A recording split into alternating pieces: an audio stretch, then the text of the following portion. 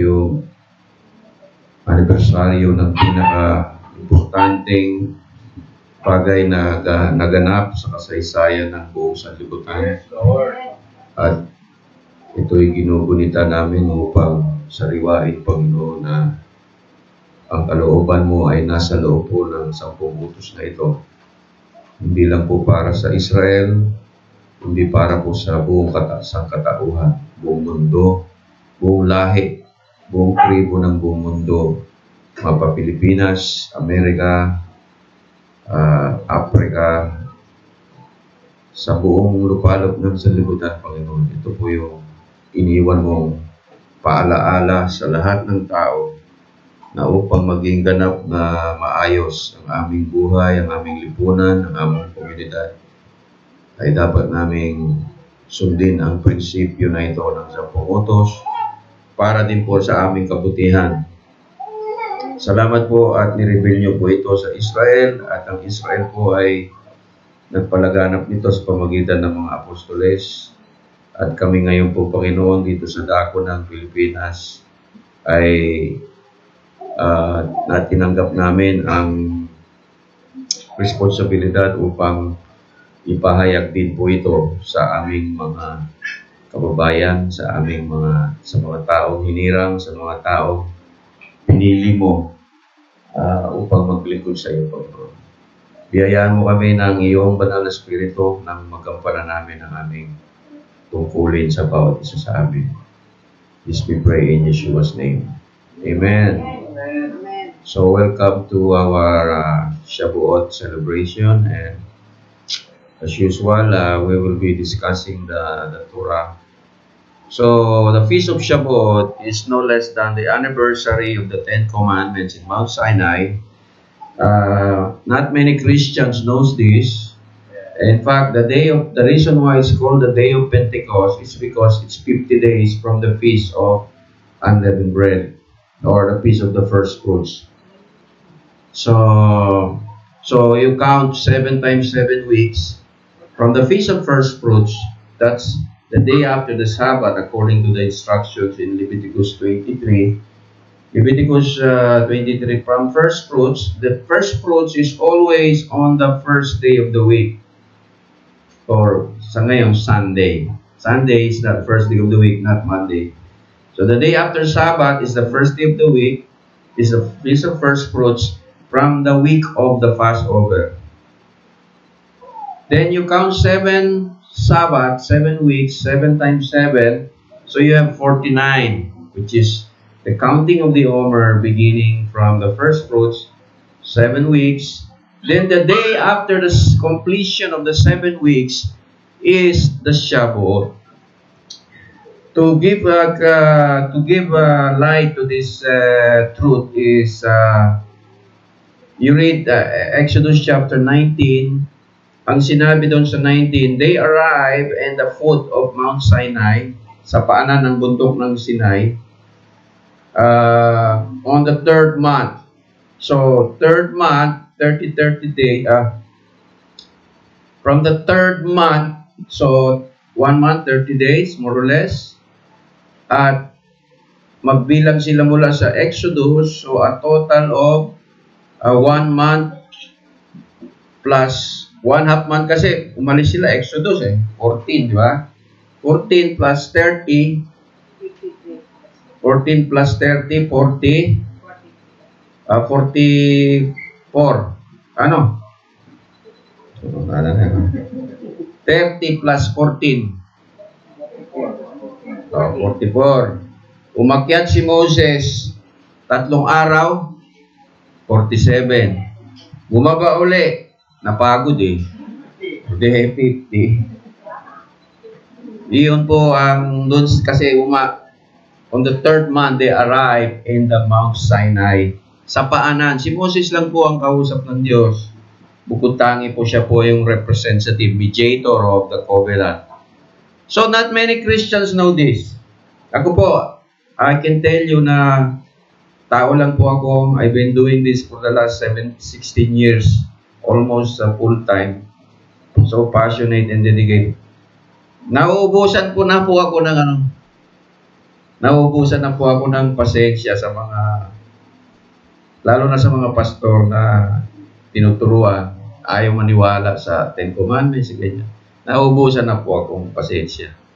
Pag-pray niyo po ako.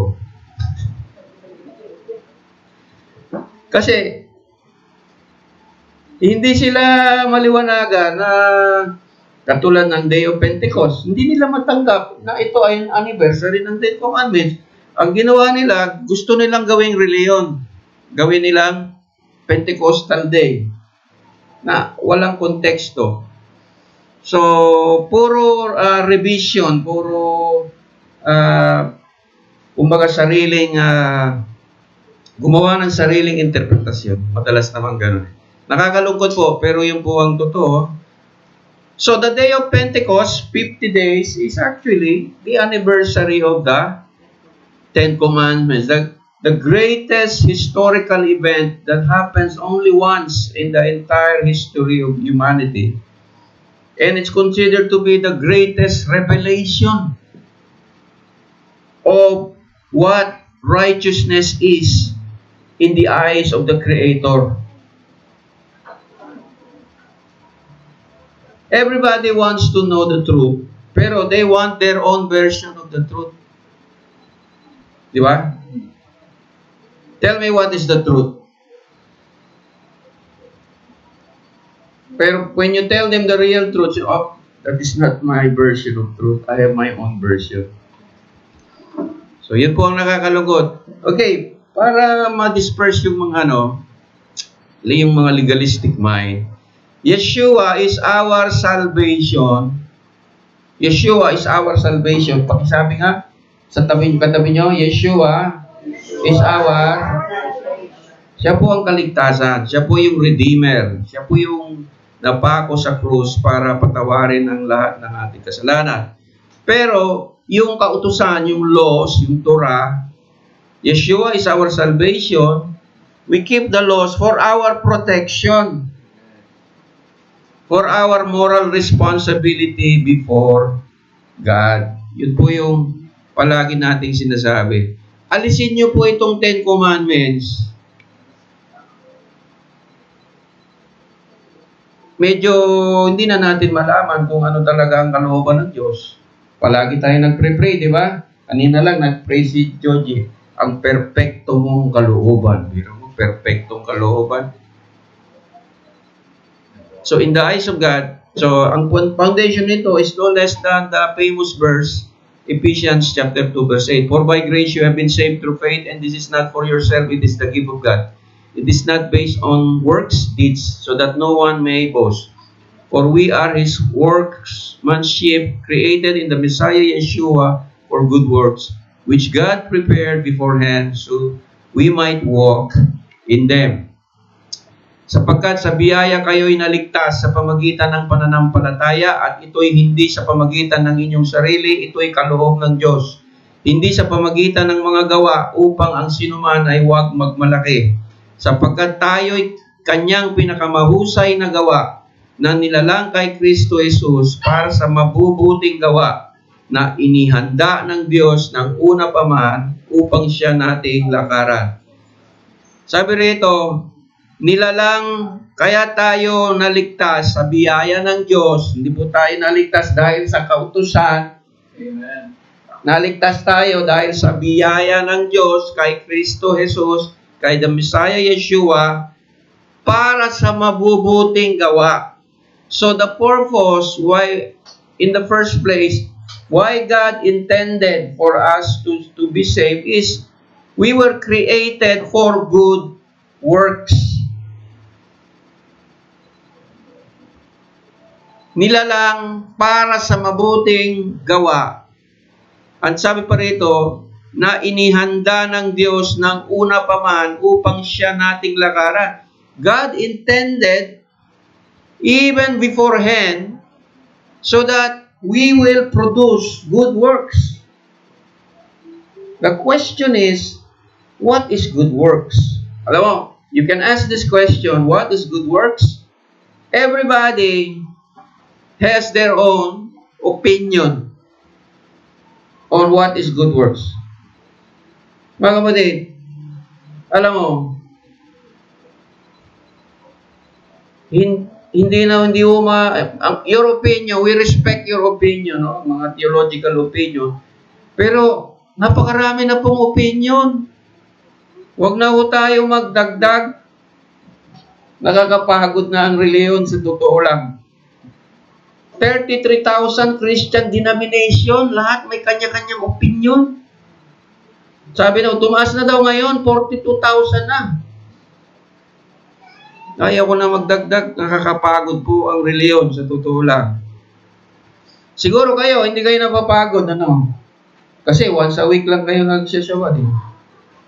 Ako I carry the burden to spread the Torah wherever I go. You can understand kung paano po magsasabbatical year na po ako sa 2023. Magpapahinga na po ako. Saan? Sa Goshen. Wala naman po pahinga ang paglilingkod sa Diyos, eh. Pero yung mag-ikot-ikot ka ba? So, again, foundational, kung may mga pastor na nakikinig ngayon, baka sabihin nila, napaka-legalistic, puro 10 commandments. Again, I said, we are not saved by the laws, the 10 commandments, we are saved by Jesus, by Yeshua. By the way, last Saturday night, it's the first time that we had an online Bible study amongst Filipinos abroad. I was teaching about the Torah sa tatlong mga Pilipino sa abroad, tatlong taga Ontario, Canada, 2 taga Paris, isa taga Poland, isa sa China, at isa sa Bataan, Sumali. So, nandun po kay Kuan. So, they like it and they are requesting again, Pastor, we will invite. Mas marami kami ma-invite. Kaya pagbigyan mo muna kami. O sabi ko, March 24 uli. So, antabayan na nila na wow sila makinig sa Hebraic roots of our faith. No? And I can see na they are very open. And in fact, they are already Sabbath keepers. So, the greatest revelation, the 10 commandments. Sabi rito, 1 John 2:3, now we know, tayo na nga magbasa, now we know that we have come to know Him by this, if we keep His commandments. The one who says, I have now come to know Him and does not keep His commandments is a liar, and the truth is not in him. But whoever keeps His word, in Him the love of God is truly made perfect. We know that we are in Him by this. Whoever claims to abide in Him must walk just as He walks. Ibig sabihin po, ang Messiah Yeshua ay sumunod sa commandments at ine-expect niya ang kanyang mga alagad ay gumawa rin ng ganun. Whoever claims to abide in Him, in Yeshua, must walk just as He walked. Sabi niya, I have kept my Father's commandments. So are we to keep the Father's commandments. Ito na naman po ang pinaka-difference sa atin at sa mga Christian brothers and sisters. Ito lang po. At ito din yung pinaka-dividing issue. Whether we keep God's commandments or not. Alam mo, Satan has deceived the whole world by telling them you do not have to keep the 10 commandments or ignore it at best. Replace it with love.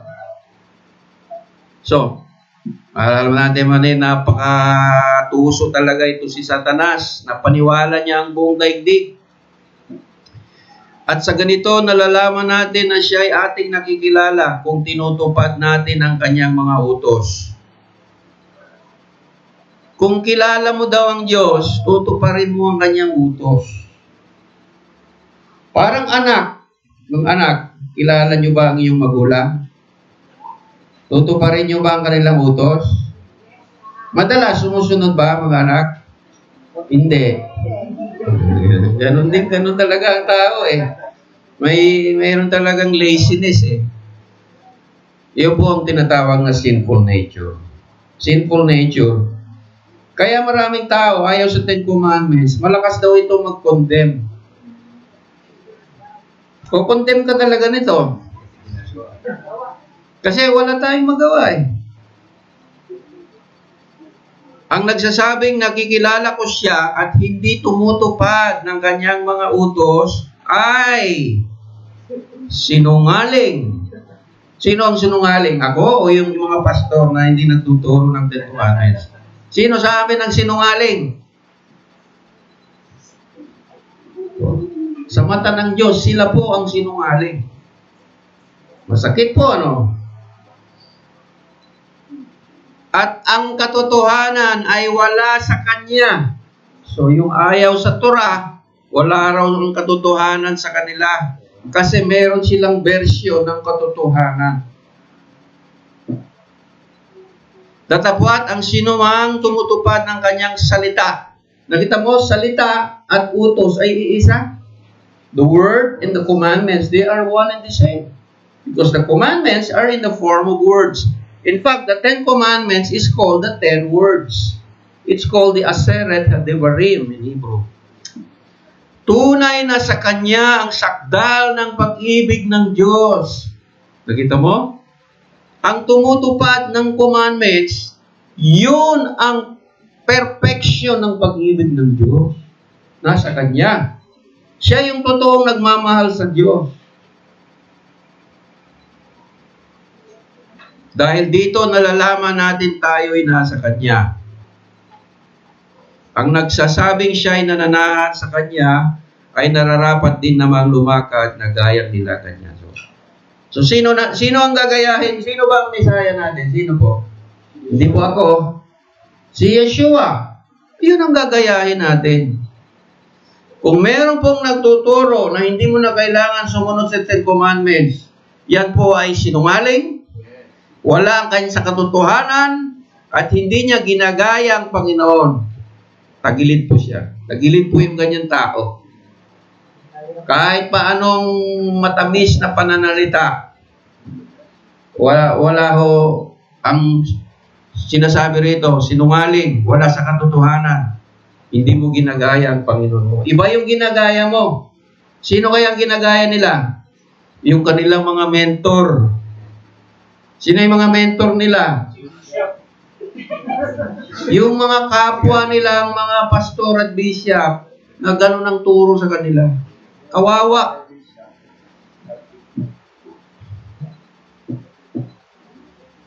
Pagsabihan mo pa, galit pa sa'yo. Pero gustong-gusto nila tong verse na to. Keep this book of the law always on your lips. Meditate on it day and night so that you may be careful to do everything written in it, then you will be prosperous and success. Bakit ito kinukot sa church na hindi nila naintindihan? Kasi prosperous daw and successful, mga kapatid. First and foremost, mga kapatid, to be prosperous is to have a right relationship with God. Spiritually prosperous. Ako, I could say, I'm very prosperous. I'm a very prosperous person. Because I found the truth.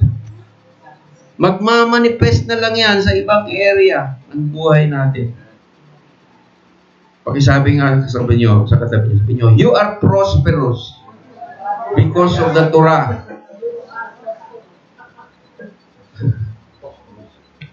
Huwag posporos, ha? Posporo yan. Alam niyo yung nakikita niyo sa screen? That is the original 10 Commandments, 3,000 years old, na natagpuan po sa Israel. Authentic po yan. In-auction po yan sa New York. Nabili ho ng $1 million ng Hudyo, ng isang milyonaryong Hudyo. Yan po ang original 10 Commandments. Ewan ko kung yun po talaga yung galing sa Ark, pero isa yan sa mga original na nakita nila in Paleo Hebrew. The Law of God. Itong binabasa kong libro ngayon, God's Law in the Modern World, napakaganda ng Kingdom versus Religion. Okay. kingdom, mayroong isang bishop na nag-post sa the kingdom of God, nagpo-post siya sa Facebook, nag-comment ako. Alam ko hindi niya naintindihan eh. The kingdom of God has 4 components. The king, the territory, the citizens, and the law and the constitution. Yun lang sinabi ko. Sa kingdom of God po, wala pong demokrasya, kundi theocracy. Ang hari po ang nagbibigay ng utos at hindi po nagbabago ang kanyang utos. So, ang 10 Commandments po, literally po, wala pong sino man pwede magbago niyan kasi galing yan sa bibig ng Diyos. Pero mo, bumaba pa ang Diyos para ibigay yan sa kaisa-isang event, sa kasaysayan ng history ng buong mundo. At hindi basta-basta, nasaksiyan ito ng more or less 2 million ng mga Israelites. Alam mo, nagdebate yung pastor at yung rabbi. Sabi ng rabbi, "You, pastor, I will never believe you." Tingnan niyo po si Rabbi Mishraki tsaka pastor nagdebate sa YouTube. Una nagsalita yung rabbi, binanatan niya agad yung pastor. "You, I will never believe you." Nagbasa ng Matthew 5:17. Sabi ni Jesus, "I have come not to avoid the law." Why are you not following your Jesus? Why will I believe you? You are not even following your Jesus. Sumagot yung pastor, "It's different now because the law is now love." Ayan na naman siya si Ungas. The law, ito po, former Chief Rabbi Sachs ng Amerika, sabi rito, "The Torah is our constitution of liberty under the sovereignty of God." Napakaganda po ang definition. Hello, ang nagsabi nito si Chief Rabbi ng Amerika. "The Torah is our constitution of liberty under the sovereignty of God, our marriage contract with heaven itself, written in letters of black fire and white fire, joining the infinity of God and the finitude of humankind in an unbreakable bond of law and love.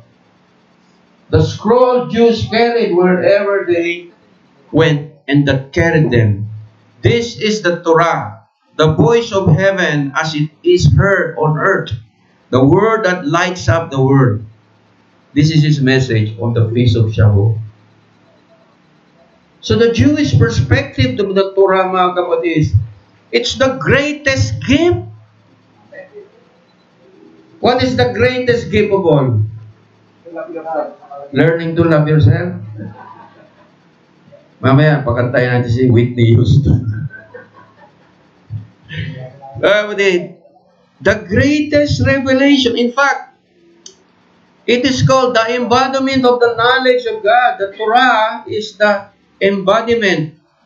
Ang kabuuan ng knowledge. Ba yung knowledge? Kaalaman tungkol sa Diyos. Makikilala mo ang Diyos sa pamagitan ng Torah. Alam mo, napakastuso talaga si Satanas. Tinuruan yung mga Kristiyano na huwag mag-aral ng Torah. Nagiging bobo tuloy. Excuse me for my word, mga kapatid. I have to be like this. Hindi na po pwedeng pa-baby-baby ngayon. And times na pandemic na, nagkakamatayan na yung tao. Ang mga tao na ayaw mag-aral ng Torah, nagiging bobo. Aray! Maganda yung sa YouTube, no? May sinabi. Ano tawag doon? Sino magaling mag-edit-edit ng YouTube? Kailangan kong gumawa na ng mga video. Sino? I need help. Social media. Ha? Kalong pala, Joshua eh. Ipapasa ko na ang anointing sa'yo. Ikaw na mamumuno dito. Magsabati-kalir na ako. Di pa ako tapos. Nag-uumpisa pa lang yung ministry natin. Biro mo yung kaalaman tungkol sa Diyos. Nasa Torah. My people are destroyed for the lack of knowledge. Saan galing yung knowledge? Sa law. Wow. Tinuruan yung mga pastor na huwag maniwala sa law. Bobo. Pasensya na po sa aking salita.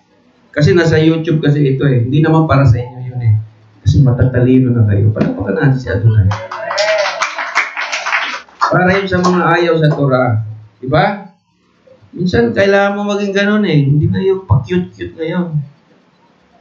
Review ka na to. Kumbaga, sagupaan na to. Warfare na to. So, makikilala mo ang Diyos. Sabi ko nga rito, I'm tired of theological debate. If you have questions regarding the Ten Commandments, debate God. Alam mo, once and for all, ako bilang tinawag ng Diyos para magturo ng Torah at ipalagan. Nag-iisip ako ng paraan kung alam nyo lang paano ko tutuparin ito. Dahil we have only one life to live. So, nag-fasting po ako. I had a vision to launch the Ten Commandments movement in the Philippines, which happens on the first day of the Feast of Unleavened Bread, di ba? 50 days ago. Naging matagumpay po yun. At I had a vision na sabi ko, para mangyari ito, i-construct na lang yung mga monument ng Ten Commandments sa Luzon, Visayas, and Mindanao. Wala na akong time mag-ikot-ikot. Meron, pero hindi na siya priority. Tulad noon, talaga binibigyan ng oras. Itayo na lang ang Ten Commandments sa Davao. May nakita na po akong lugar doon na bato sa tabi ng kalsada. Sa Bukidnon. Sa Bukidnon, along the highway. Tapos, isa sa Cebu. Di ba sa Cebu, makita mo, dagat, tapos flat, tapos overlooking siya, puro bundok. Doon maghanap tayo ng isang bahagi ro. Ilagay natin ang Ten Commandments sa Cebu. Tapos dito sa Maynila, maghanap tayo dito sa papuntang Panay. So, wala pong imposible sa Diyos. Hindi ko mahirap gawin. Alam niyo yung ginagawa namin ngayon, Pader, dyan, tingnan yung Pader. O, ganyan po kalaki. Ganyan po kalaki na Ten Commandments, ilagay natin tabing kalsada. Pwede na yan. Kaya namin gawin yan. So sa mga pastor na ayaw sa Ten Commandments, pagod na ako magdebate sa inyo. Debatihin nyo ang Diyos na nagbigay nito. Okay? Deal. Didebatihin ka ng mga pastor niya. Alam ko yung sinasabi ko mga kapatid, nagle-lecture ako sa mga pastor, matitigas ang ulo talaga yan pagdating sa batas ng Diyos. Lahat na alam nila sa Biblia, huwag lang sumunod sa kautusan. Alam nila lahat, huwag lang sumunod. Kasi wala na yan. Biro mo kabubuhan yan. Kaya, hinahamon ko sila, debatihin nyo ang Diyos. Yun ang sasabihin ko sa kanila. Huwag nyo na akong debatihin, pagod na ako sa inyo eh. Ang Diyos ang debatihin nyo kasi siya ang nagbigay niyan. Hindi po ako. Ang Diyos po ang nagbigay niyan. Ang sabi ng Biblia, sinulat niya sa kanyang kamay. Ang nagpirma niya ng Diyos na may likha ng langit at lupa. Hindi po si Brother Ike. Diyos po, written by the finger of God 2 times. 2 times. Pero bumaba ang Diyos para pumirma lang ng Ten Commandments. Biro mo napakahalaga niya. By the way, 2 beses lang. 1 beses lang bumaba ang Diyos. Yung pangalawang beses, tumingala lang. Sa Ten Commandments, sa Mount Sinai, on the day of Shavuot, doon siya bumaba. In the form of thunders and lightnings and fire. On the day of Pentecost, similar occurrence happened in Acts chapter 2, di ba? Pero yung pangalawang beses na bumaba ang Diyos, hindi talaga bumaba, dumungaw lang. This is my beloved Son, whom I well please. Yeshua, hear and obey Him. Di ba sinabi sa kanya, listen to Him.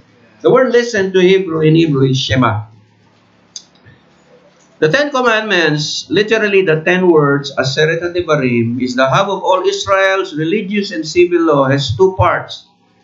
The first 4 commandments pertain to the relationship of Israelite with God, and the other 6 deal with the social relationship within the covenant community. So before giving the 10 commandments, the 10 stipulation, God in the preamble spoke His unique relationship with His people. I am the Lord your God. So nagpapakilala ang Diyos.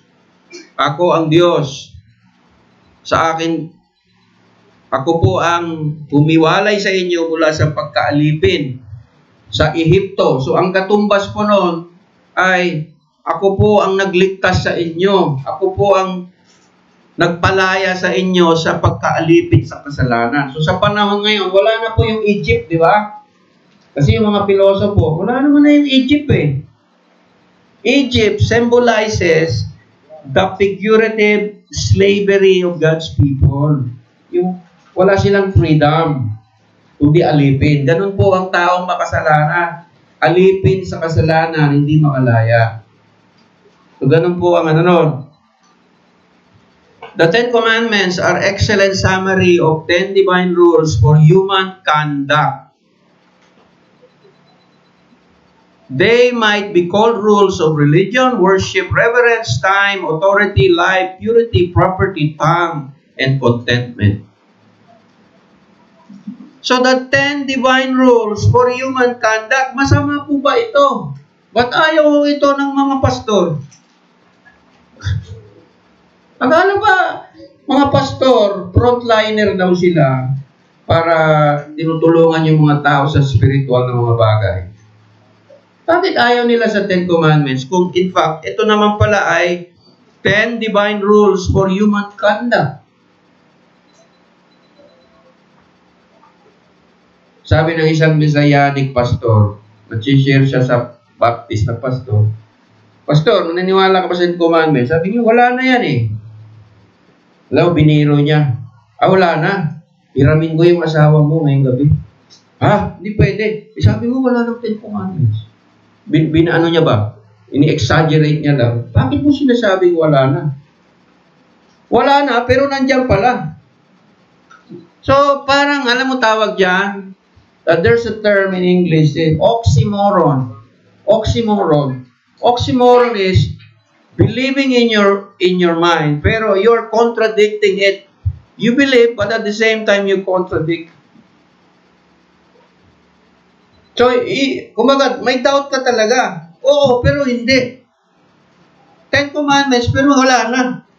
Pwede, pero pwedeng hindi. Bumabawi eh. Walang positive eh. Okay. Alam mo mga kapatid, bakit kaya ako naging preacher na ganito? Alam niyo bakit? Regalo ng Diyos sa akin ito eh. Hindi tatahimik ang buhay mo eh, hanggat hindi natin sundin yan eh. Mananatili yan, kabanalan ng Diyos eh. Tayo po ang mag-adjust sa Panginoon. Ang 10 Commandments po ay para sa tao, hindi para sa Diyos. Ang Diyos, God can exist without us, pero we cannot exist without God. Di ba? Kumbaga, mawala ng lahat sa mundo, nandiyan pa rin ang Diyos. Nandiyan pa rin yung kanyang salita. Kaya the only way to reconcile with God is to meditate on these commandments. Okay, number 1. Let's proceed. Number 1, the first commandment. You shall have no other gods before me. The first of the 10 commandments is that Israel was to worship the one true God. Worshipping false gods would be setting up rivals to Him. The word before me may mean in opposition to me or as well as in my presence. So, ang sinasabi ng Panginoon, please lang, ayaw ko ng ibang Diyos maliban sa akin. Sabi nga, I'm a jealous God. Please lang, ako po ang nagligtas sa inyo. Ba't kayo nag-worship sa iba? Di ba? Ako po yung gumagawa lahat-lahat. Niligtas kayo, hinango ko kayo. Ngayon, sa iba nyo binigay ang kapurihan. Hindi yata, unfair yata yan sa akin yan. So, para isettle na ng Diyos once and for all, so, intindihin nyo mabuti, ayaw ko ng ibang Diyos. Di ba? Marami po kasing klaseng Diyos eh. Merong Diyos-Diyosan. Merong Lord-Lord. Marami pong klaseng Lord. May drug Lord. May gambling Lord. Ano pa? Lord of the Ring. Di ba? Sa Matthew 7:23, marami sa akin tatawag na, Lord, Lord. Di ba nagpalayas kami ng mga demonyo, gumawa kami ng mga himala, mga bagay na kahanga-hanga. Sabi ng Panginoon, Lord, Lord. Alam ko lang, ibang Lord na sinasamba niya eh. I'm the Lord of the Sabbath. Iba ang Lord niyo, linggo. So, ibang Lord mo. Ibang Lord yan. Sabi ng Panginoon, stay away from me. Ito yung before me, oh. Stay away from my presence. I don't like you. Di ba? Tinatawagan mo ako, Panginoon, Panginoon, hindi ka naman sumusunod. Huwag mo na akong lokohin. Di ba? Pero ang Diyos, sadyang napaka-mabiyayang Diyos. Walang pagkakaiba yan sa mga anak natin eh. Kahit pasaway. Pero isang yakap lang, Mami, Aba, nawawala na agad yun. No? Pero po, there will come a time, mga kapatid, na sadyang punong-puno ng pag-ibig ang Diyos, pero hindi yung nagbabago ang kanyang principles. Hindi, ano niya to, nature niya ito, mga kapatid.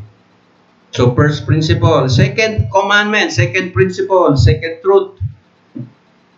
You shall not make for yourself an image in the form of anything in heaven or on earth, beneath or in the waters below. You shall not bow down to them or worship them. For I, the Lord your God, am a jealous God, punishing the children for the sin of the parents to the third and the fourth generation of those who hate me, but showing love to 1,000 generations of those who love me and keep my commandments. So, nagpayag na ang Diyos. Kung gumagawa kayo ng ibang imahe, ng larawan ng kung ano man, sa langit, sa lupa, sabihin, o sa dagat, paparusahan ko ang inyong mga anak hanggang sa 4th generation. Alam mo, ang Pilipinas, punong-puno po ng idolatry. Dala ng mga Romano. Tinuruan ng mga Pilipino magsamba sa Diyos-Diyosan. Tapos nagpapalusot pa. Hindi naman ho kami nagsasamba sa revolto eh. Ibawal nga mag-ukit eh. In the first place, kumbaga sa korte ng Diyos, hindi naman kami nagtuturo na sambahin eh. Parang illustration lang yan. Bawal nga ang illustration. Hello?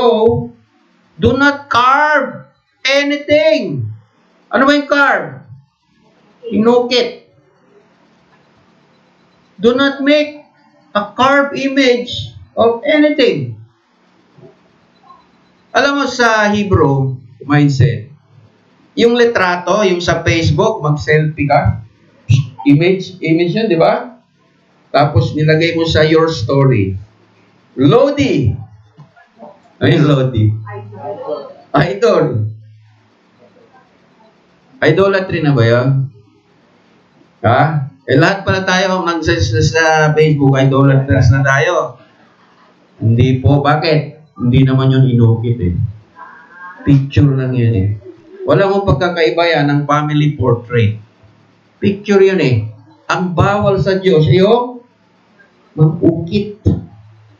Kumuha ka ng martilyo, inukit mo sa bato, tapos sinabi mo, ito ang Panginoon. Yun. Ito si ba yung sa Cebu? Kalungsod siya. Pedro Kalungsod. Ukitin mo. Yan ang pinakabanal na Cebuano. Yun ang idol. Gawa ka ng Santo Niño, bata. Tapos umiihi sa katabi ng bumbero. Fiesta. Ito ang Diyos natin ng pagpapala. Yun po ay bawal. Kaya mga kapatid, I think I have the best idea so far as to promote the Torah in the Philippines. Just put a big 10 commandments. Makikita ng tao, sila po ay, lalo na sa Cebu, I'm so excited with Cebu. Bakit? Yan po ang sentro ng idolatry. Ilagay mo lang ang 10 commandments dyan, lagyan mo ng ilaw sa gabi, yung parang satellite na gano'n. Makikita ng mga Cebuano, unsa man na, dong. Ang mga nagkuhan sila o 10 commandments. Ha? Basahin nila ngayon. Pupunta ngayon ng Radyo Cebu. Balita na ako doon, kung saan may giwag dili. 10 commandments. Bakit? Para mahibalo ang mga Cebuano kung sa'y tinuod. Hindi nyo alam, marunong ko mag-Cebuano. Cebuano po yung nanay ko.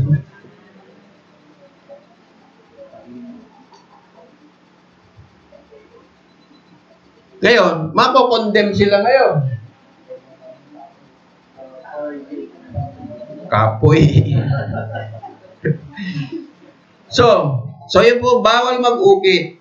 So, alam nyo bakit lumubog yung Pampanga sa lahat?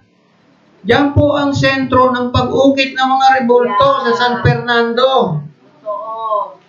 Nalubog lahat ng mga paggawa ng rebulto dyan. Ngayon, bumabalik na naman uli.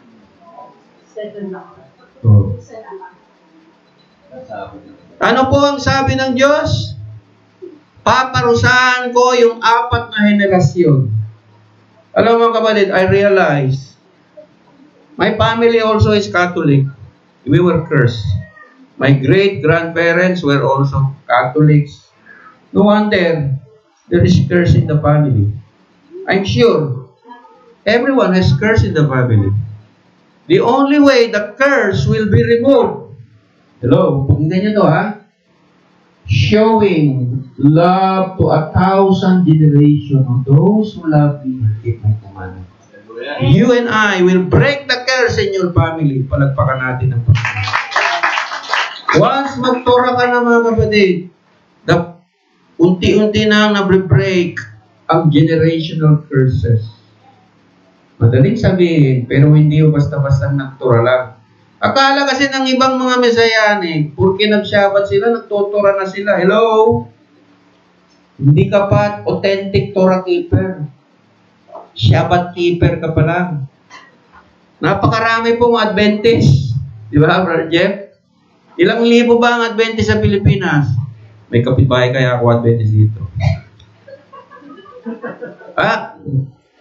Ilan po ang Adventist sa buong Pilipinas? Ilang libo yan? Wala ko ng 500,000? More or less?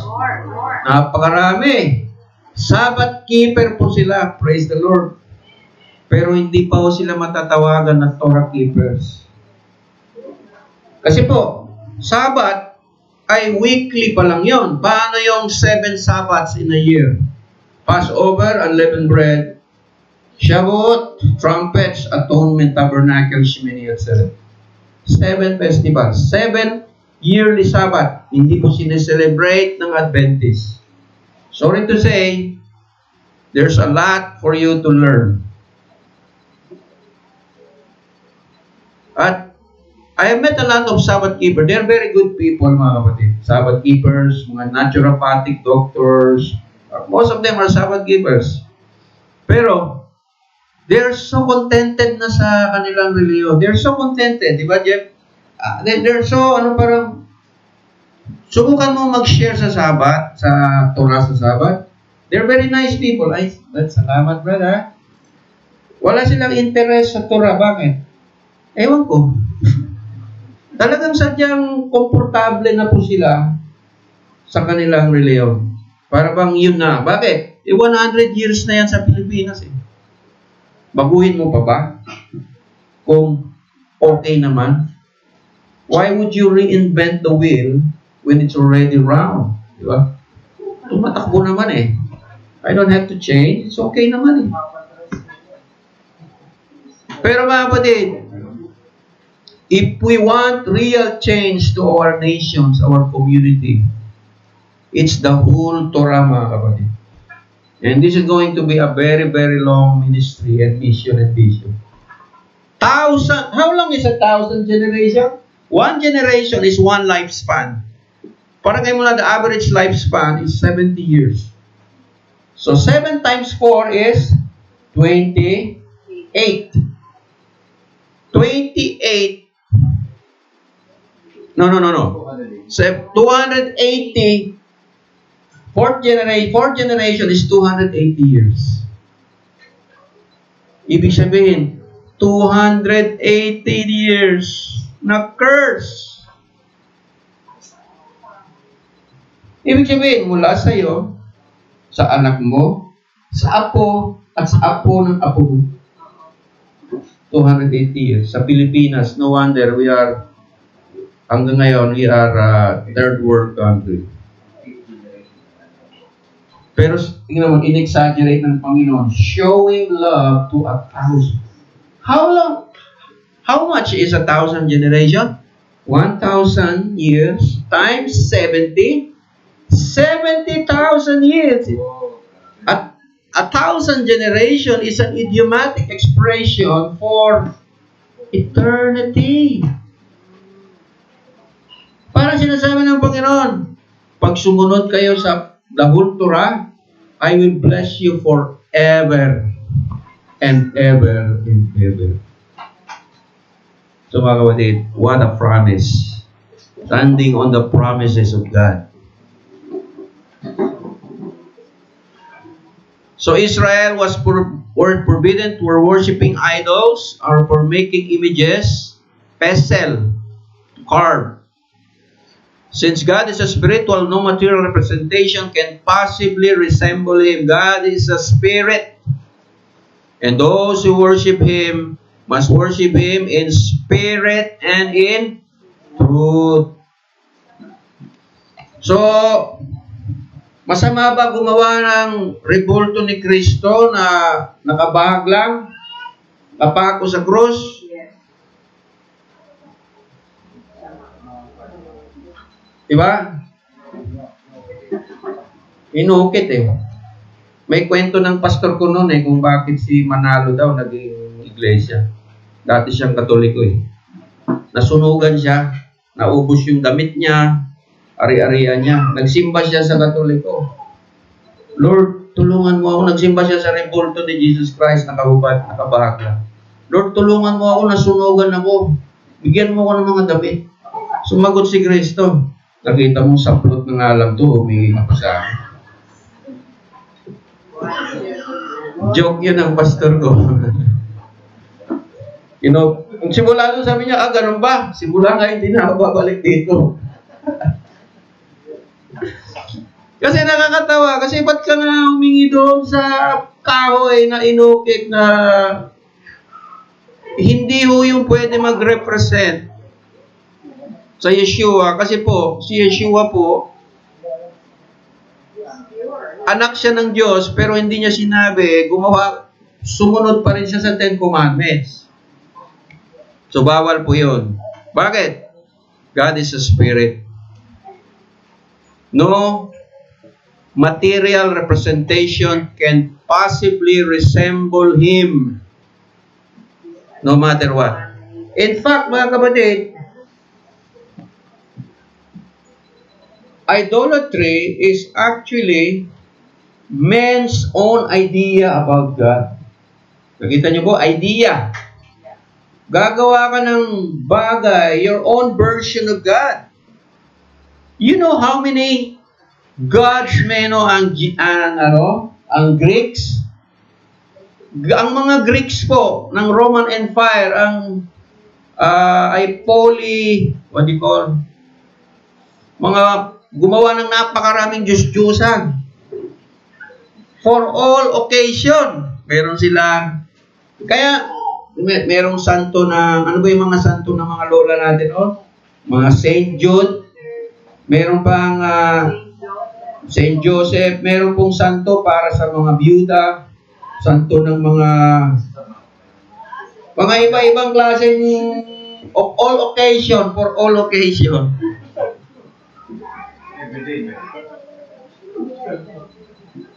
By the way, napansin mo, karamihan ng mga santo ay tao. A human being becomes a representation of something good. No matter how good it is in their eyes, mga kapatid, still, it's breaking the second commandment. Breaking the law, thou shalt not commit idolatry. Gaano karaming santo meron sa Pilipinas?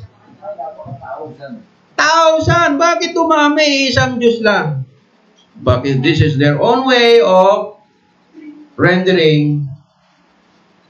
Parang dadaan ka muna sa mga taong banal na ito bago ka makapunta sa Diyos. Dadaan ka pa sa ahente. Hindi ka ba makadirekta sa Diyos? Mga kapatid, pag nag-pray ba kayo in the name of Brother Ike pa? No way. I cannot help you. I can pray for you. Sino ba talaga ang sasagot sa mga problema natin, sa mga pangangailangan natin? Sino po ba ang sasagot sa mga prayers natin? Sa mga gusto nating malaman sa buhay, mangyari sa buhay? Meron pong isang Diyos na nakikinig po. In fact, sinabi niya, the prayer of the righteous man availeth much. Proverbs chapter 28 verse 9. If the people will not listen and obey to Torah, their prayers are abomination. Alam mo, sa Bible study namin nung nakaraang Sabado ng gabi, may isang matandang babae taga JRL. So nangaral na ako ng Torah. Binigyan siyang pagkakataon magsalita. Nagsalita siya. I believe, nag-quote pa siya sa Book of Numbers, lahat ng pangako ng Diyos ay kanyang tutuparin. Mag-pray lang tayo mga kapatid na ang lahat nating mga ibang kapatiran ay makakasumpong ng biyaya. Generic prayer. Binara ko siya. If you will not obey the Torah, your prayer is abomination. Sabi niya, Pastor, marami pala akong dapat palang malaman. Puro arte po ang Kristiyano eh. Mga kapatid, these are spiritual principles na hindi na magbabago ito. Alam mo, law, pakinggan nyo itong mabuti mga kapatid. Laws are fixed. Sabihin nyo nga sa katabi nyo, laws are fixed. Fixed laws. Lahat po ng batas ay fix na po yan. Halimbawa,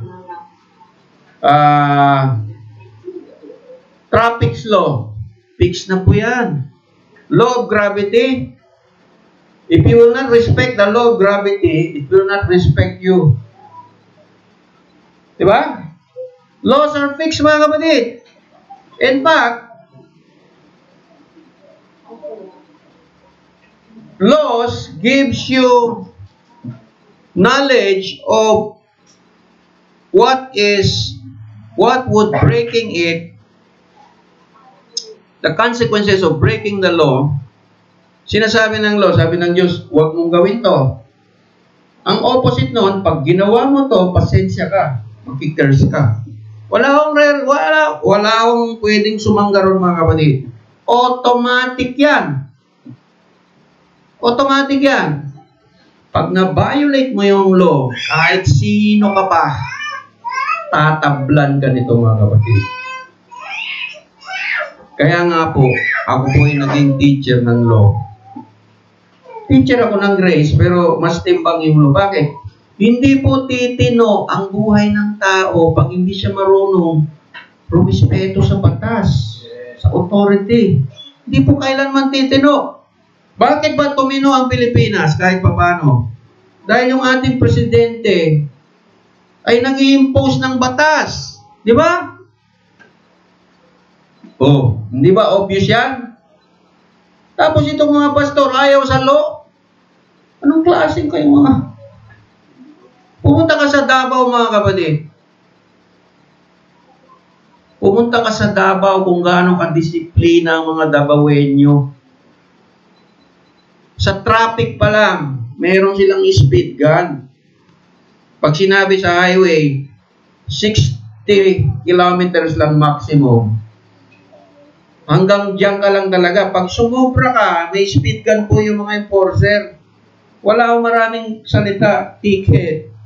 Alam mo, bawal eh. Ang sabi sa akin yung kaibigan ko, taga roon, si Dr. Torch. Alam mo, Pastor, kung hindi ka taga rito at nagkamali ka, papatawarin ka nila. Pero kung taga Davao ka at sumuway ka pa, wala akong patawad yun. Huli ka talaga. Kasi alam mo na yun eh. Kasi po, napatunayan po nila na karamihan po ng aksidente nangyayari sa Davao pag wala pong speed limit yung kanilang highway.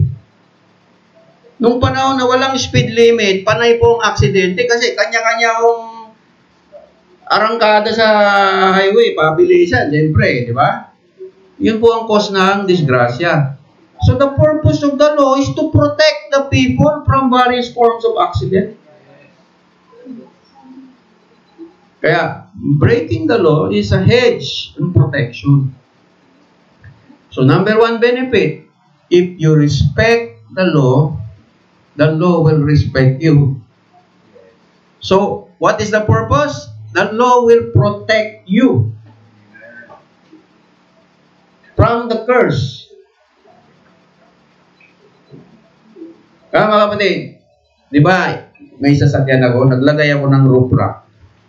As per law sa LTO, kailangan mo nang i-register yung roof rack.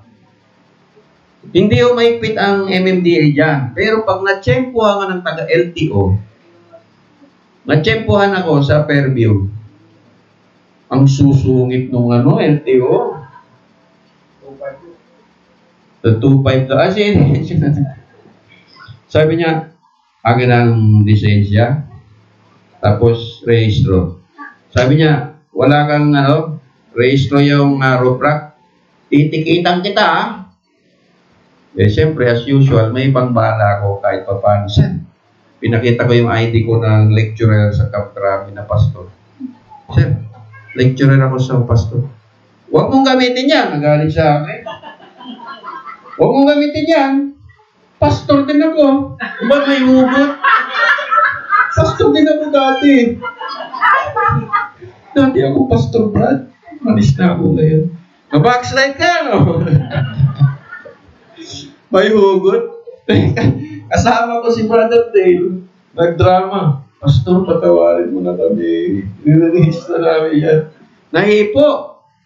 Sige. Yun po ang biyaya ng Diyos. Sabi ko, i-warning mo lang, sir. Kasi maabala ka ron, 2.5 po ang violation nun. Kinabukasan mga kapatid, nirehistro ko sa LTO. Bakit? Pag dumaan ako, nandala naman si pastor. Ikaw na naman pastor, you're not under the law. Iba sinasadya ko na akin ang ticket. 2.5 bayad ka, multa. Di ba? I have to respect it. Biyaya ng Diyos pag pinatawad ka. Pero, ultimately, mga kapatid, the law has to be respected. Authority has to be imposed. Principle po yan, mga kapatid. Respect authority. If you do not respect authority, you will have a problem. It's a principle. Principle yan. Kahit saan ka pumunta, pag hindi ka marunong mag-respect ng authority, magkakaproblema ka. Sa kumpanya na pinapasukan nyo, pag hindi ka rumispeto sa mga boss mo, may problema ka. Kahit nga sa security guard, kung hindi ka magrespeto, may problema ka eh. Authority yun eh, siya yung gatekeeper dun eh. Di ba? Principle yan mga kapatid. Kaya the law gives you knowledge of what is right. Bakit maraming tao nasa kulungan? They violated the law. So they are forbidden to go outside for a certain period kasi they are a threat to society. Diba? Bakit ang isang mamamatay tao pag napatunayan na guilty, kinulong? Bakit? Baka makapatay pa uli. Okay. Ngayon, lumaya na siya. Pwede na ba siyang pumatay ng tao ulit? Lalo nang hindi. Di ba? So, yun po mga kapatid. The law gives us knowledge of what is right. Third commandment, you shall not misuse the name of the Yahweh your God Elohim. Misuse His name. Put the name of the Lord God in vain. Ibig sabihin ito mga kapatid. Number 1, application. Yung manunumpa ka sa korte, hawak ng Biblia. Yung mga politician, pag na-elect sa eleksyon, mananumpa sa Biblia. Gagawin mo ba ang lahat ng tungkulin mo? Naku mga kapatid, bawal po sa Torah, bawal po yun. Hindi nila alam ganila ang ginagawa. Akala nila, arte-arte lang, laro. Lahat ng curse na yon mapupunta sa iyo. Kaya tingnan mong nangyari ngayon. Wala akong sinasanto ang COVID. Mayor ka, senator ka, wala akong pinipili ang curse na yon. Wala po, milyonaryo ka, wala po, ang curse ngayon po ay wala nang sinasanto po. Patunay na po, Diyos, patas po ang Diyos mga kapatid. Pero dalawa pong klase ang curse. Okay. Alam mo, kahit Torah keeper ka, hindi ka exempted sa curse. Ang difference lang ng curse sa atin is, pag nag-curse tayo, pag nag-repent ka, patawarin ka ng Diyos. Ang sa mundo, pag nag-curse ka, tutuluyan ka talaga. Kung tayo man ay mag-curse, is to teach us a lesson, to be humble. Di ba? To humble ourselves before God. So, bawal po gamitin ang pangalan ng Diyos sa walang kabuluhan.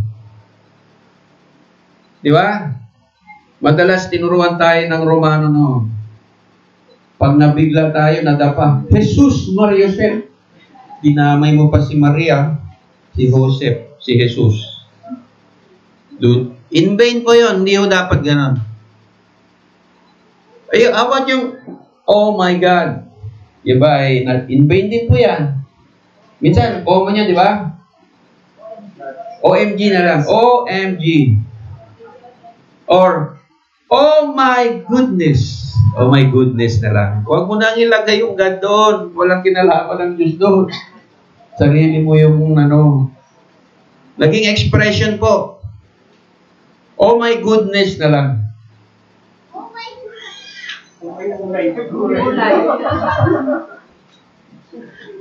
So, respect the name of God. Principle po yan mga kapatid. Okay. On the negative, if we don't respect the name of God, ano mangyari? Sino ang kawawa? When you break this law, makikers ka. See? Wisdom. Ba't mo pagawin? Tayo ng mga turang-ito, ba't mo pagawin? Alam mo nang makikers ka eh. Mas sensitive ka na ngayon. Okay. Di ba? No wonder, ang mga Kristiyano ngayon, hindi sila sensitive. No? Akala nila, puro blessing na lang. Kaya tingnan mo sa church, puro tithes and offering ang preaching, nagsasawa na yung mga tao. Alam mo, sabi sa akin nung pastor sa Davao, Pastor, alam mo, ang mga tingin ng mga tao ngayon sa atin, sabi ko, ikaw lang, hindi ako. Mamumukhang pera yung mga pastor, ikaw yun.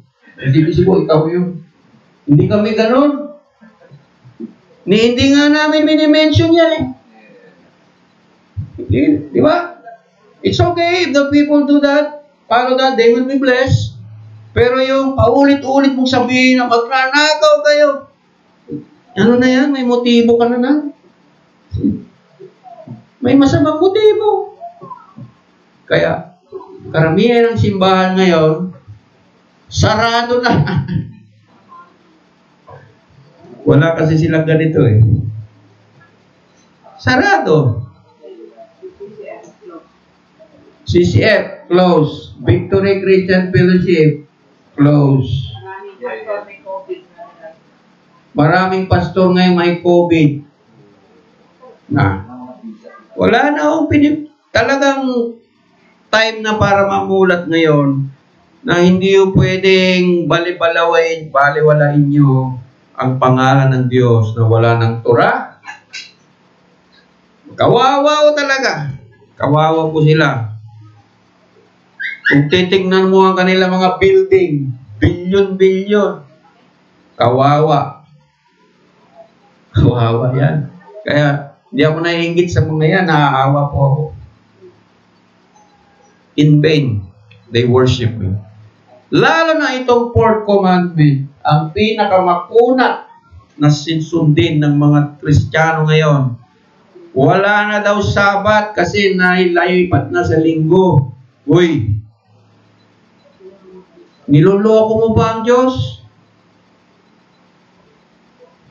Kung may naglipat niyan, hindi ang Diyos, ikaw at ang mga reliyosong tao na nadamay ka pa. Huwag mo sabihin, binago ng Diyos yan, ginagawa pang sinungaling ng Diyos. Ikapitong araw ang pagsamba, huwag kayo magtrabaho, ang inyong mga anak, pati ang inyong mga kabayo. You rest on the Sabbath day. God bless the Sabbath day. Sabbath, from the word Shabua, from the word Sheba, 7. Napakaliwanag, ikapitong araw. Tingnan mo, naging bobo ang mga Kristiyano, hindi marunong magbilang. Nakita niyo na. Tinuturuan ng tao maging bobo. Biro mo sa dami-dami ng abogado sa church, ang daming accountant, ang daming mga professional, hindi marunong magbilang ng araw, ganun po kabobo. Pasensya na po sa aking sinasabi ko lang yung loobin ko kasi tapos na po yung pabebe-bebe period. Iba na ngayon. Masungit na po ako ngayon. Hindi matatauhan eh. Dahil hindi po nagsabat ang Pilipinas, lahat po ng curses ay nasa ating bansa. Sa ating pamilya, sa ating pamahalaan, sa ating society, lahat po ng curse ay gumagapang sa buhay sa Pilipinas. Dahil ang buong bayan hindi nagsasabat. Kung kailan Sabat, traffic. Mga kapatid, nabuksan po yung aking mga mata. Ako po'y pinalad makarating sa Israel noong 2006. Na-experience ko po ang Sabat sa Israel, 4 na buwan. Pag Sabat doon mga kapatid, Sabat talaga. Lahat ng establishmento sarado. Sarado. Wala akong train, walang bus, walang taxi, walang jeep. Wala pong kotse lumalabas sa kalsada. Naglalakad lang yung mga Hudyo. Kung pupunta sa sinago, pwede pa magmaneho. Pero yung mag-grocery ka, sarado lahat. Yun po ang totoong Sabat. Alam po ng mga Israelites, kaya sila pinagpapala lahi sa buong mundo. Sino po ang nagsasabi ng totoo? Mga Israelites o yung mga pastor na wala ng Sabat?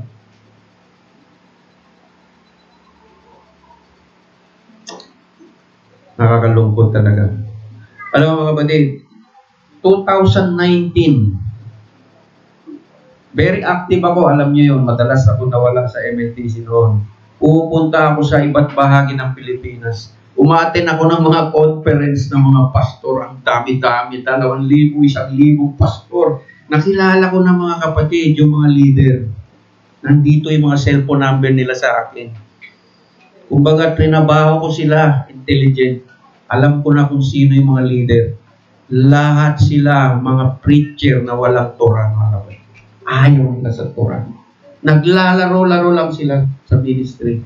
They're very dedicated, they're very good, nice people. Pero, they teach people to break the law. In fact, tuwing magko-conference sila, paborito nilang pagkain ay adobong baboy. Kasi nandun po yung anointing. Ano po? Nasaan po ang karunungan nila? Wala.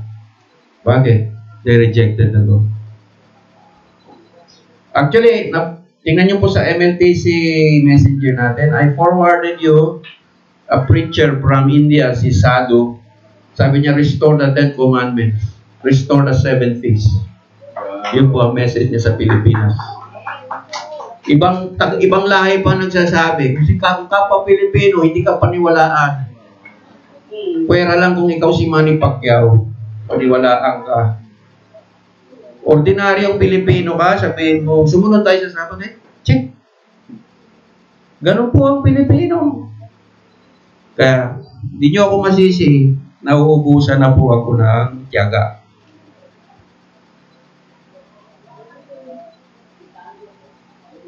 The violation of this command God imposed on Israel is death penalty. Sabi ng mga pilosopong mga ngaral, then we follow the moral law, pero yung ceremonial law, hindi na. Hello? Thou shalt not commit murder is death penalty. Thou shalt not, you shall keep the Sabbath, violation is death penalty. The same penalty for a moral commandment and a so-called ceremonial commandment. They are the same. In the eyes of God, there is no moral and separation and ceremonial. Both, all the laws are moral because they come from a moral God. Nakita niyo yung suwabing mga pilosopo? Hindi yung ceremonial kasi yan eh. Ganun ba? Bakit death penalty? Ha? Noon yun, ngayon wala na kasi wala na. Sa bagay, wala naman akong death penalty ngayon, pero in the eyes of God, death penalty pa rin yun. In fact, I can tell you mga kapatid, bakit kailangan bumalik ang Panginoon sa mundo, babalik ang Messiah, is to impose the law into all the world. Violation of the Sabbath in the millennial kingdom is death penalty. Sa millennial kingdom, mababalik po ang death penalty for violation of the Sabbath. Ang sabi ng mga kapatid, tayo, nag-file ng House Bill 6312. Si Prophet Zechariah, nag-file ho ng House Bill 1416. Zechariah 14:16. If the country will not obey the 7 festival, the tabernacle, walang ulan, ibig sabihin, tutuyo ang lupa, makaroon sila ng famine in the land. Meron ng penalty po talaga. Kaya mga kapatid, ilagay natin sa biyaya ng Diyos. Okay lang ba sa Diyos hindi magsabat yung tao? Sinabi niya ba rito? Okay lang. Kasi wala naman ako ngayon eh. Tsaka wala naman yung... Okay lang ba sa Diyos hindi magsabat ang mga Pilipino? Ha? Ha? Mapapait naman kayo. Mga Christian, amoy born again naman kayo eh. Paminsan-minsan, amoy baboy kayo. Amoy hippie. Bakit hindi okay yun? In fact, kaya pinarusahan ang Israel at na-exile sa Babylonia sa Assyria ay dahil sa violation of the Sabbath. Kung ang Israel, chosen people, hindi nga pinatawad ng Diyos eh. Hindi ho nagbabago ang Diyos. Mga kapatid, the only way is the people will repent and restore back to the Torah. Kaya po sabi sa akin ni Bishop Belica, sabi niya, alam mo, minumungkahi namin, sabi niya, kay President Duterte, kumalas sa Vatican Treaty ang Pilipinas. Di ba kumalas na ang Pilipinas sa International Court? International Criminal Court, di ba? ICC. Pwede palang kumalas sa Vatican Treaty. Ang problema, may utang ang Pilipinas sa Vatican Bank. Hindi ka makawala. Biro mo, tingnan mo yung reliyon, tax-free. Billion. Tingnan mo yung reliyon. Ang reliyon talaga mga kapatid, hindi yan nakakatulong sa tao, akala nyo. Tax-free. Tax-free ang kanilang eskwelahan, religious tax-free lahat. Iipunin nila yung pera nila, ilagay sa bangko ng Vatican, ipahiram sa mga bansa, may interest. Pero mo tax-free, tapos sila mag-charge ng interest. It's unfair. See, that's religion mga kapatid. Sa kingdom, dinidistribute ang wealth pare-pareho. Pag sa Vatican year, balik sa iyo ang lupa mo. Papatawarin yung utang mo. Kaya nga may tinatawag ng The Great Reset, mga kapatid. Iba pa yung the Shemitah, the sabbatical years of the land. Iba pa yung Jubilee. Wow, long way, mga kapatid. Mga pastor na ayaw sa Sabat, they have a long way to go. Long way. 99% of the Filipino, 15 million to 20 million born-again Christians, 99% of those born-again Christians does not respect the holy, the seventh, the Sabbath day. Ganun po. May malalang pong problema ngayon sa reliyon. Pag sinabihan mo, umattend ka kaya ngayon naiintindihan ko na si Bishop Belica kung bakit nagagalit na po siya sa mga pastor. Magagalit siya, wala siyang pakialam. Nag-lecture siya sa mga pastor, kasama ko si Joji, 500 na pastor more or less. Alam mo sinabihan niya sa mga pastor, all of you are worse than murderer. All of you are violators of the Sabbath. Tawa-tawa yung mga pastor, akala nila joke. Akala nila joke. Hindi po joke yon. Kasi po, if we do not respect the law will break us. It is dire consequences. No wonder, ang buhay ng Kristiyano mga kapatid, nung walang Torah, ganyan ha? Roller coaster. Ang buhay ng nagtotora, ganito oh. Bumawagsak, pero tumataas. Pataas ng pataas. Yung blessing, pataas ng pataas. Palagpakan natin ang Panginoon. Sa Christian, ganito ang buhay. Oh. Blessing, blessing, obserbahin mo. 13 years akong Christian, faithful kami sa tithes and offering, attendance, mission, lahat. Ganyan ang buhay mo. Sa Torah, iba mga kapatid. Lahat ng pinagpala sa Torah ay sabi, Hallelujah. Hallelujah. Oh, ilan yun po? Madami kaming ebidensya. The fifth commandment, honor your father and your mother. Para po sa tao yan, relasyon ng Diyos at relasyon natin. Ibig sabihin mga principle yan mga kapatid. Pag hindi natin gawin yan, may mangyari sa iyo hindi maganda. Wala kang magawa. Batas ng Diyos yan. You have to honor your father and your mother. They are the place of authority over your life. In fact, mula sa paglaki mo, sila na yung authority sa buhay mo. Ang problema, kung yung parents mo naman ay violators din ng law. Will you respect your parents if they are also violators ng law? Let the law deals with them, but you have to respect as being your biological parents, you have no choice but to respect because that's the law of God. Sabi nandito, if you respect your parents, you will have a long life. See? Magkakaroon ka ng mahabang buhay.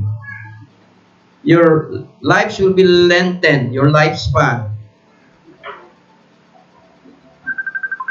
The penalty For violating this commandment is death penalty. Mga kapatid, bawal po magmura sa magulang. Tandaan niyo po ito. Pag minura niyo yung magulang niyo, kahit po masama ang magulang niyo, bawal po. Bawal yun. Bakit? Yun ang ginamit ng Diyos para mag-create ka eh. Di ba? Ngayon, darating ang panahon, susundin mo ba ang parents mo pag tinuturuan kang mag-violate sa law? Sinong susundin mo? Halimbawa, sabihin sa iyo ng parents mo, anak, magsamba tayo kay San Juan, ha? Fiesta kasi ng San Juan eh. So, niyayaya ka niya para mag-idolatry. O-obey ka ba? You will not obey. I'm sorry. I will not obey your idolatry. That's the time you can disown or will not obey. But anything they say that is good, you obey. At best, principle po yan, mga kapatid. Principle yan. In fact, lahat ng bata, pakinggan nyo mga bata, lahat ng problema nyo sa buhay ay mag-umpisa pag hindi nyo nire-respeto ang inyong magulang. Diyan po mag-umpisa ang inyong problema. Diba? Kailan pinapalo ang bata? Pag hindi sumusunod sa magulang. Kaya mga kapatid, we have no choice but to respect our parents. Ako, my parents were not honorable, but I respect them. I show love to them. I help them. Ngayon. So, pag ang parents nyo hindi nagtutura, pakitain mo ng pag-ibig, pakitain, tulungan mo. Sa long run, susunod sa'yo yun. Pag ang parents mo nagtutura, lalo ka nang sumunod. You shall not murder to help preserve society because people are made in God's image. The Israelites commanded not to take another person's life or murder. So, bawal po magtangka sa buhay ng tao kung hindi naman siya nagtangka sa buhay mo. Pero kung papatayin ka ng isang holdupper or kidnapper at napatay mo siya, pwede po yun. Kung una kanyang gustong patayin. Diba? Yun po ay self-defense naman yun. Kaya, papapansin mo, pag inuutosan ng Diyos ang mga Israel, pag pumasok kayo sa promised land, patayin nyo yung mga tao ron. Ang ibig sabihin nun, hindi po murder yun. I-depensa nyo ang sarili nyo. Kasi pag hindi, papatayin nila kayo. Kaya, unahin nyo na. Kaya kilala po ang Israel ngayon na matindi sa larangan ng military, di ba?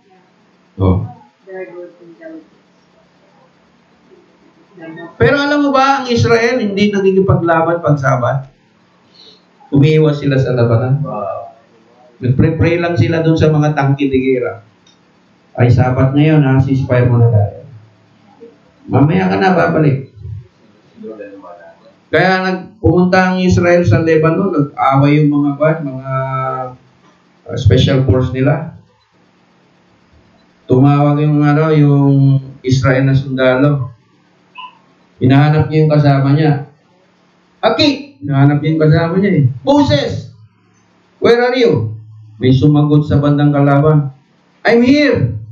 I'm Moses here. Sabi niya, mukhang hindi yata kay si Moses yun. Mukhang Palestino doon eh. Pinatayo niya. If you are Moses, recite the 10 Commandments. Ay, hindi naka-recite ha, Palestinian ito.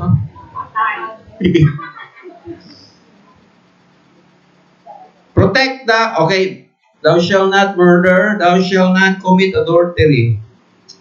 This commandment is directed toward protecting the sanctity of the home and the family, the fundamental building blocks of society.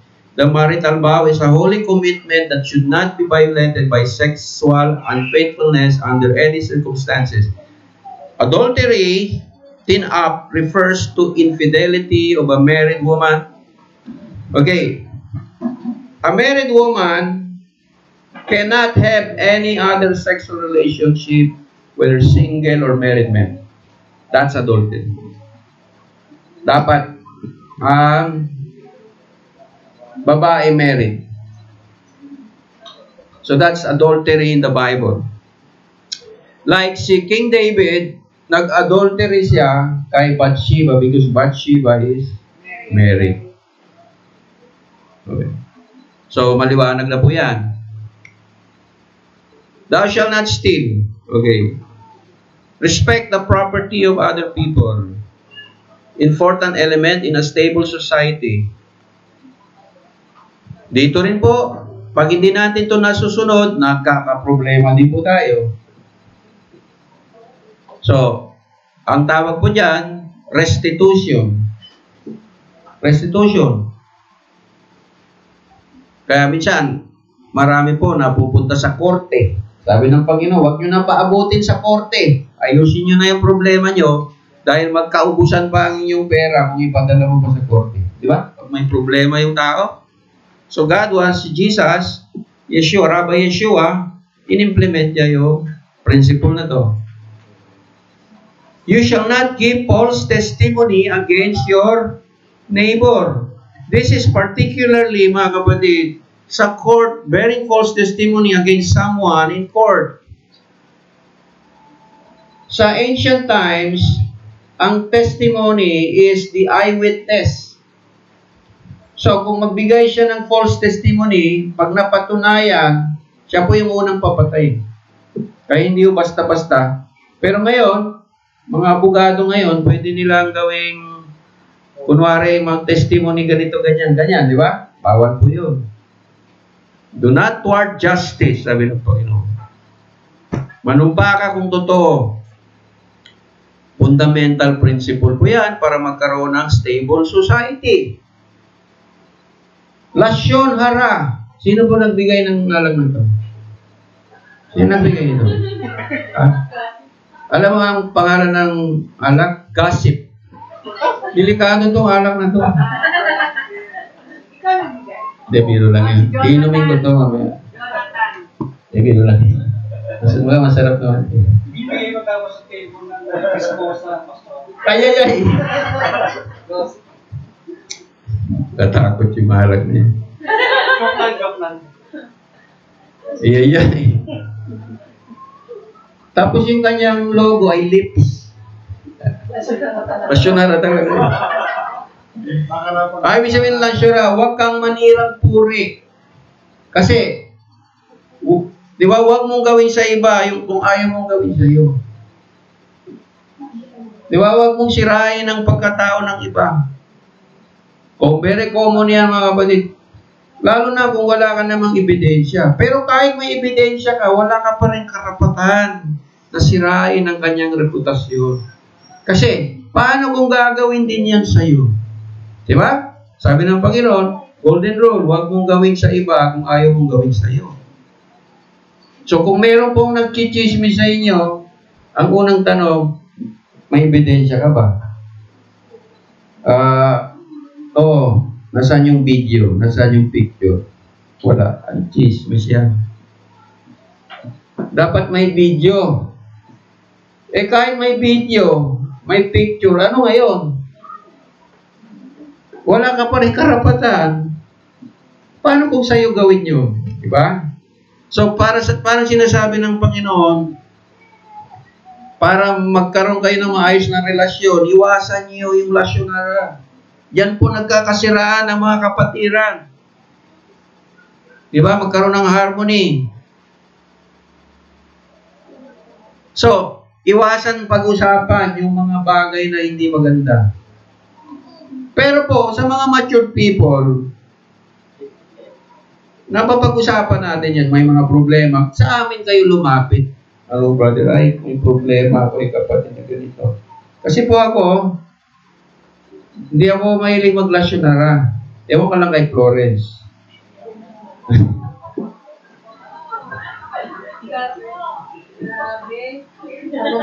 Hindi.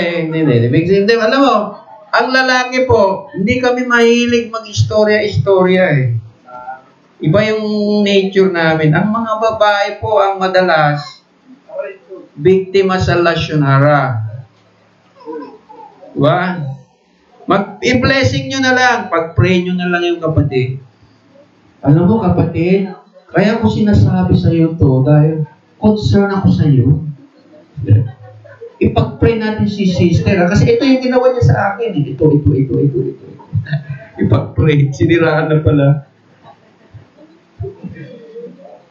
Pero, wag nyo pong pagsabihan yung mga taong immature. Kung may problema kayo sa kapatid, sa amin nyo lapit. Kasi kilala namin yung mga tao. Huwag nyo ikalat sa best friend mo. Diba? Kasi po, may mga tao, alam mo yung kwento ng tatlong pare. Tatlong pare, nag-prayer meeting sila. Sabi niya, prayer meeting tayo. Tayo-tayo lang naman mga pare. Ano ba ang mga problema mo, Father? Alam mo, ako may problema ako eh. Pero hindi ko pwede sabihin sa inyo eh. Sabihin mo na, kasi pare-pareho lang tayo lahat. Sige na, sabihin ko na. Bating kasi ako. Ay! Father, hindi ka nag-iisa. Marami tayong ganyan sa ating mga kasapi. Pag-pray na lang tayo. Pray tayo, pray. Pangalawang pare, ikaw, anong problema mo? Baka sabihin nyo eh. Hindi, tayo. Siya nga, nagsabi na, ikaw na lang, di pa na. Okay, sabihin mo, may dalawa akong asawa. Father, maraming ganyan. Si Cardinal nga, meron din eh. Hindi napigilan eh. Pag-pray natin lahat. Yung pangatlong pare na, ikaw, anong problema mo? Mas matindi yung sakit ko, sabi niya. Wala nang lunas. Meron na walang imposible sa Diyos. Ano ba yung sakit mo? Nako, matindi yung sakit ko. Mas higit pa kayo sa'yo. Nako, matindi. Ano ba yan? Chismoso kasi ako. Hindi ko mapigilan. I-chismis ko kayong dalawa.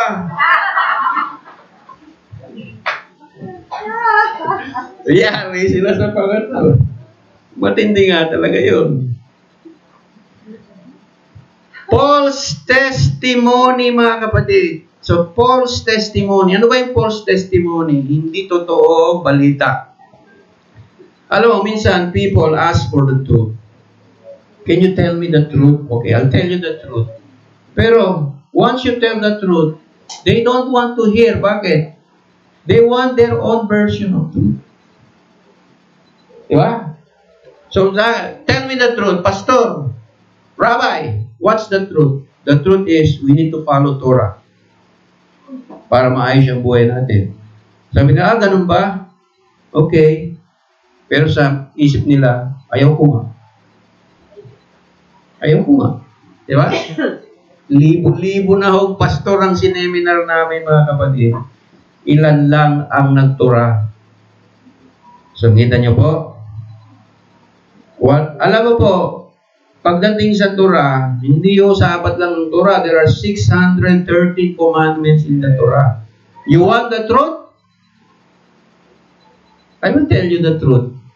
Pero once you know the truth, nandyan pala yan sa Torah. Nakasulat pala yan. May kasabihan po, a man or a woman convinced against his will remains of the same opinion still. Kumbinsido siya, pero ayaw niya talaga maniwala. Mga kapatid, I made up my mind. I swear before the temple of God in Jerusalem, twice, I swear. Sabi ko, Panginoon, ganyan pala yung Torah mo. Anoint me, I will teach your Torah to the Filipino. But, sabi ko sa Panginoon, huwag niyo akong pahirapan, Panginoon. Dalhin niyo lang sa mga taong maniniwala.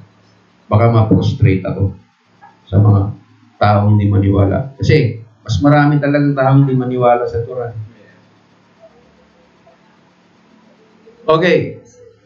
Ang mga tao, ang mga pastor, ang mga bishop, na nagtuturo na walang Torah, they are number one violator of this commandment.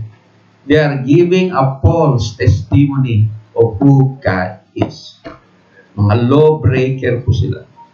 If they are teaching the Sabbath is not to be obeyed during our time, they are giving a false testimony before God. They are committing the name of the Lord God in vain. They are committing idolatry. All these commandments are interrelated, mga kapatid. Once you violated one commandment, damay-damay na yan. Pag nagtuturo yung tao, wala nang Sabat, idolatry na po yun, ibang Diyos na po yun. False testimony na po yun. Taking the name of the Lord in vain na yun. May other session siya, the interrelationship of the Ten Commandments. Nakita niyo mga kapatid? 10 everlasting divine principles of human conduct. How to conduct your affairs nang maiwasan niyo yung problema. So therefore mga kapatid, lahat ng problema sa society ay paglabag sa Ten Commandments. Paano mo sabihin ngayon wala na ito? Alam mo, kaya ako nangangaral nito dahil tinawag ako ng Diyos. Yan po ang salamat at tinawag ako ng Diyos. At kung hindi ako naglingkod sa Diyos, ano kaya ako ngayon? Ewan ko lang.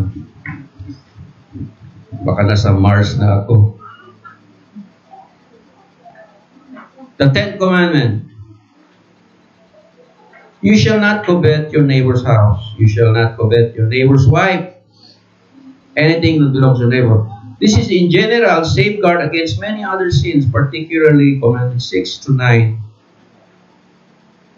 Do not earnestly desire or lust after what legitimately belongs to others. Pag meron akong namamayari, huwag niyong agawin.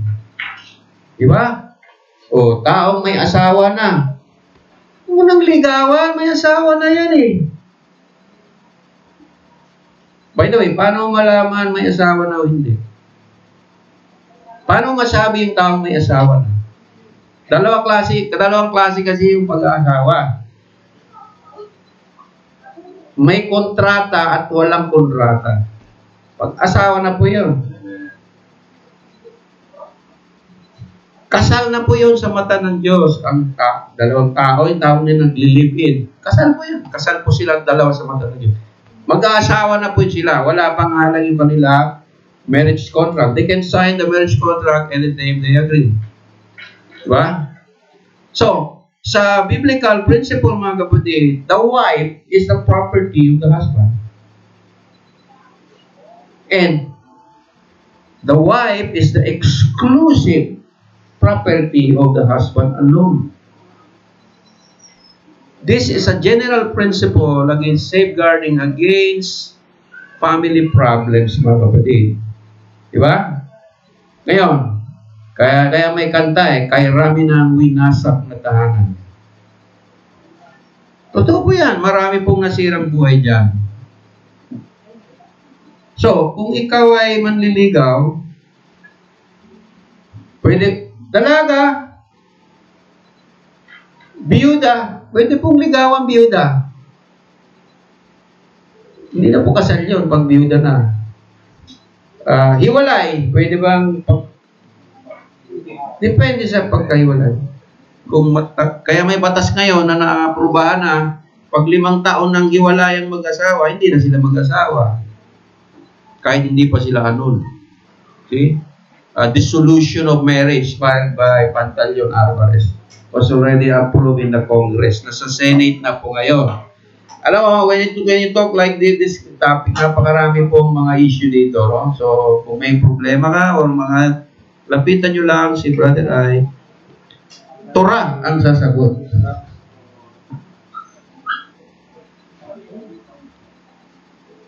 By the way, 2 bansa na lang po sa buong mundo ang walang divorce. Ang Pilipinas at ang Vatican. Wala namang magdi-divorce sa Vatican kasi wala namang asawa yung mga pare.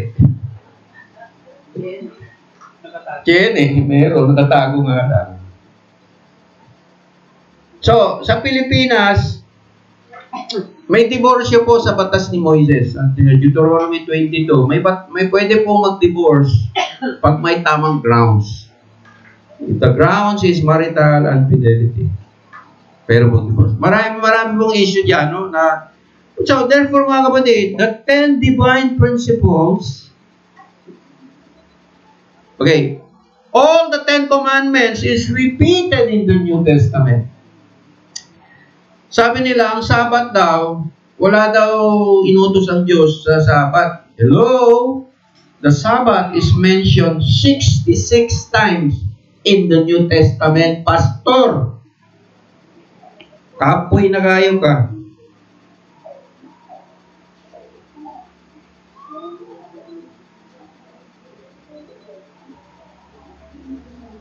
Kaya mga kapatid, ito na po ang direksyon ng ministry po natin. Restore the 10 Commandments movement in the Philippines. At nilaunch ng Panginoon ng Feast of Unleavened Bread. Yan na po ang tema ngayon. Tuloy-tuloy po yan. So therefore mga kapatid, we are not legalistic, we are legal. Obeying the commandments is not legalistic, it is the legal. Yeshua is our salvation. The 10 Commandments is not our salvation, but our protection and moral responsibility before God. Our generation is at stake. Alam mo what preserves the nation of Israel? Sabi ng mga Israel, ang mga rabbi, as much as Israel is keeping the Sabbath is keeping Israel. This one single commandment, mga kapatid, is what's keeping us together. Mawala itong Sabbath, mga kapatid, mawawasak lahat yan. Because that's a divine principle.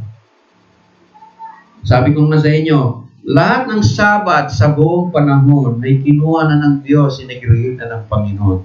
Yung Sabbath next week, kinuha na ng Panginoon yun para sa Kanya. Yung festival na darating, kinuha na ng Panginoon, sinet apart na ng Panginoon niya lang, papasok ka na lang doon.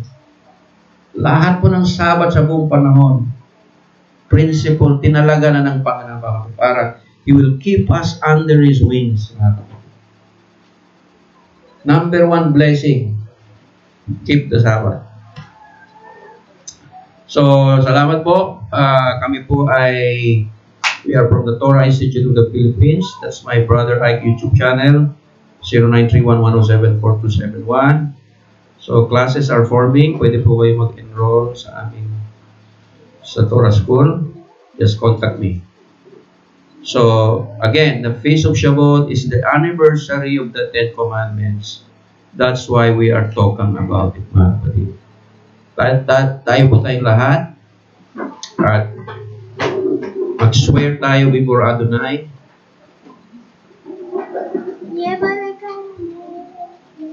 Swear tayo. Alam mo, mahirap mag-swear, di ba? Sabi ng Panginoon, huwag kang mag-swear nang hindi mo sigurado. Pero mga kapatid, dahil naiintindihan na natin, kung mag-swear ka, dalawang klase yan. Pag sumunod ka, blessing yun. Pag hindi ka sumunod, curse yun. So, huwag ka mag-swear ngayon kasi anniversary ng 10 Commandments, di ba? Mag-swear ba tayo before Adonai? Pag mag-swear ka, pag sumunod ka, parang sinasabi mo, blessing sigurado Panginoon. Blessing sigurado. Pag hindi ka sumunod, curse din. So that's why we are studying, we are meditating on the 10 Commandments. Can I call on Brother Alvin to pray our final blessing and Brother Jogi for our Aaronic benedictions? Bigyan mo isang mic. Ano may isang mic? Ano may isang mic? Bigyan mo kay Alvin. Thank you po mga kapatid. God bless you.